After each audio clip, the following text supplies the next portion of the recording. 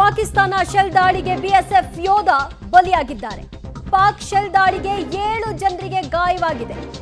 Pakistan ನಡೆಸಿದಂತಹ shell ದಾಳಿಯ ಪರಿಣಾಮ BSF ಯೋಧ ಹುತಾತ್ಮರಾಗಿದ್ದಾರೆ. ಪಾಕ್ ಶೆಲ್ ದಾಳಿಗೆ ಒಟ್ಟು 7 ಜನರಿಗೆ ಗಾಯವಾಗಿದೆ ಅನ್ನುವಂತಹ ವರದಿ ಕೂಡ ಬರ್ತಾ ಇದೆ. ಜಮ್ಮುವಿನಲ್ಲಿ ಆಗಿರುವಂತಹ ಘಟನೆ, ಪಿಟಿಐ ವರದಿ ಇದು. ಪಾಕಿಸ್ತಾನ ಶೆಲ್ ದಾಳಿಯಿಂದಾಗಿ ಬಿಎಸ್ಎಫ್ ಯೋಧ ಬಲಿಯಾಗಿದ್ದಾರೆ, ಹುತಾತ್ಮರಾಗಿದ್ದಾರೆ, 7 ಜನರಿಗೆ ಗಾಯವಾಗಿದೆ ಅಂತ ಪಿಟಿಐ ವರದಿ ಮಾಡ್ತಾರೆ.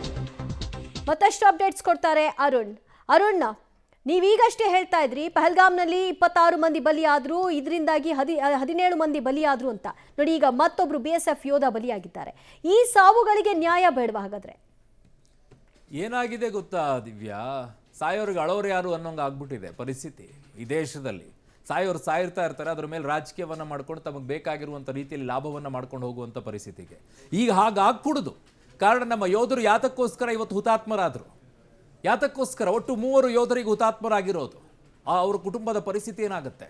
ಅಷ್ಟೇ ಯಾಕೆ ಆ ಗಡಿ ಭಾಗಗಳಲ್ಲಿರುವಂಥ ಜನ 17 ಜನ ಸಾವನ್ನಪ್ಪಿದ್ರು, ಒಬ್ಬರು ಆಫೀಸರ್ ಕೂಡ ಸಾವನ್ನಪ್ಪಿದ್ದಾರೆ. ಇವರಿಗೆಲ್ಲ ಹೊಣೆ ಯಾರು? ಈ ಸಾವಿಗೆ ನೈತಿಕವಾಗಿ ಹೊಣೆ ಯಾರು? ನ್ಯಾಯ ಸಿಗೋದು ಹೇಗೆ? ಅವತ್ತು 26 ಜನಕ್ಕೆ ನಾವು ನ್ಯಾಯ ಅಂತೇಳಿ ಆಪರೇಷನ್ ಸಿಂಧೂರ ಮಾಡಿದಂಥ ಸಂದರ್ಭದಲ್ಲಿ ನೋಡೋದಾದ್ರೆ, ಈಗ 17 + 3 ಜನ BSF ಯೋಧರು ಆಗೋದಾದ್ರೆ 20 ಜನ. ಇದಕ್ಕೆ ನ್ಯಾಯ ಸಿಗೋದು ಹೇಗೆ? ಭಾರತ ಏನು ಉತ್ತರವನ್ನ ಕೊಡುತ್ತೆ? ರಾಷ್ಟ್ರೀಯ ಭದ್ರತಾ ಸಲಹೆಗಾರ ಅಜಿತ್ ದೋವಲ್ ಬಗ್ಗೆ ಇಡೀ ಪ್ರಪಂಚವೇ ಕೊಂಡಾಡುತ್ತೆ.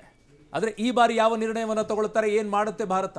56 ಇಂಚ್ ಛಾತಿ ಅಂತ ಹೇಳಿ ಮೋದಿ ಅವರು ಹೇಳ್ತಾರೆ, 56 ಇಂಚಿನ ಎದೆಗಾರಿಕೆ. ಈಗ ಯಾವ ರೀತಿಯಾಗಿ ಉತ್ತರವನ್ನ ಕೊಡ್ತಾರೆ? ಇದು ಭಾರತದ ದೇಶದ ಜನ ಇವತ್ತು ಕೇಳ್ತಾ ಇರುವಂಥದ್ದು. ಏನು ಉತ್ತರವನ್ನ ಕೊಡ್ತೀರಾ? 26 ಜನರನ್ನ ಟೆರರಿಸ್ಟ್ಗಳು ಹೊಡೆದೋದಾಗ ಇನ್ನುಳಿದಂಥ 20 ಜನ ಈಗ ಸಾವನ್ನಪ್ಪಿದ್ದಾರೆ. ಅದರಲ್ಲಿ 3 ಯೋಧರಿದ್ದಾರೆ, ಒಬ್ಬರು IAS ಆಫೀಸರ್ ಕೂಡ ಇದ್ದಾರೆ. ಹೀಗಿರುವಂತಹ ಸಂದರ್ಭದಲ್ಲಿ ಏನು ಉತ್ತರವನ್ನ ಕೊಡುತ್ತೆ ಭಾರತ? ಕದನ ವಿರಾಮನ